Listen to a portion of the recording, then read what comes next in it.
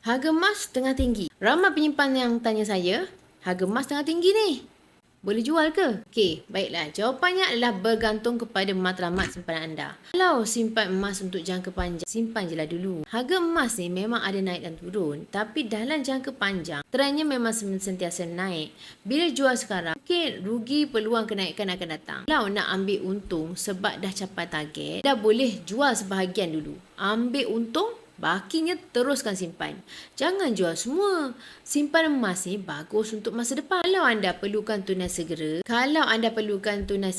anda boleh jual ataupun pajak. Gadai arah nu.